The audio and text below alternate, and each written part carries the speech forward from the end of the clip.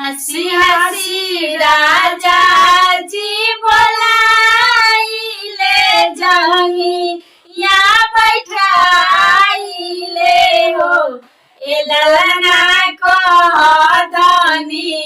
दिलवा के बतिया तो गाई तुहरा मन बावे हो ए ललना को धनी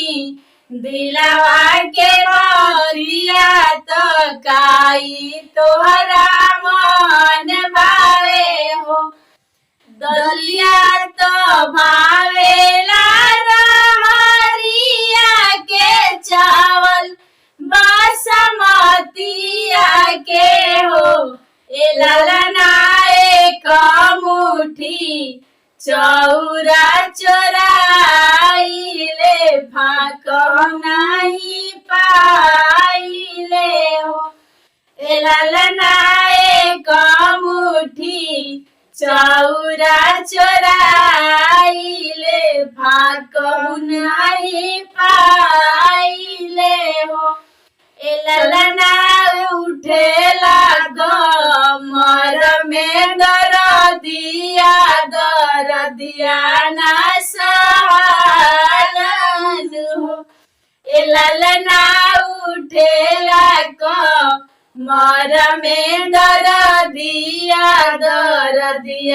ना सहलन हो मचिया बैठला तू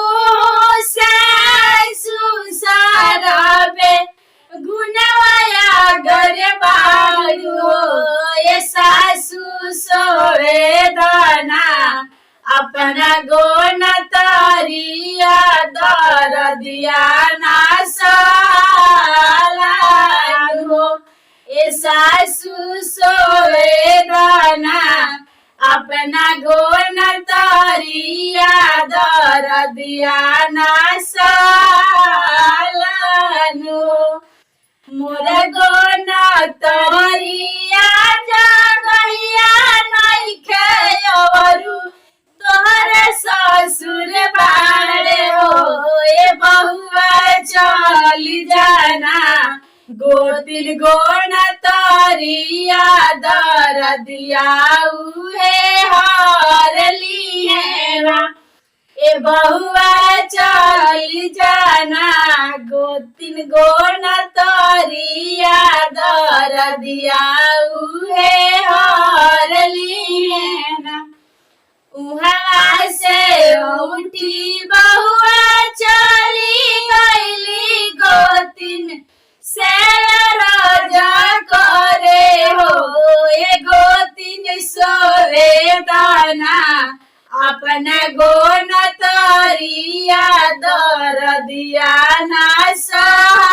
सहलन हो ए गोतिन सोवेदना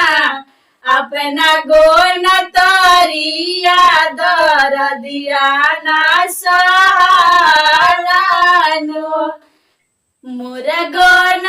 तरिया जगहिया नइखे अवरु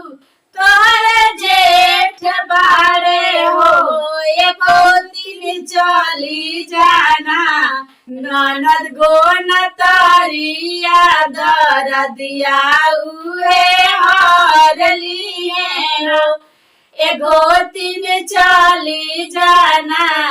ननद गोन तरिया दरदिया उहे हरली है ना उहाँ से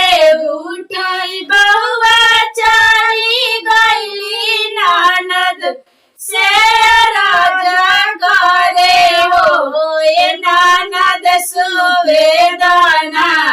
अपना गोन तरिया दरदिया ना सहलन